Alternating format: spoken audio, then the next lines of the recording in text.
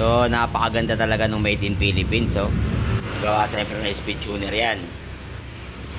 Ito yung groove nya. Napakapino. So tapos nakita ni Taguro, nagandahan si Taguro, de pinakialaman niya, bida-bida. Ito ginawa. Yan.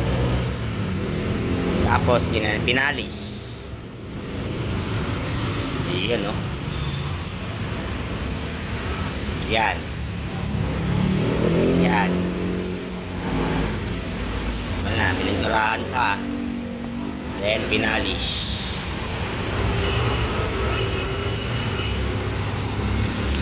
Stock. Yung maganda na yung item, tapos pinapangit nyo pa, kawawa rin sa inyo kuy sa Kataguro eh. So yan. Nartehan lang. Kanya-kanya. Bawal sa iyakin.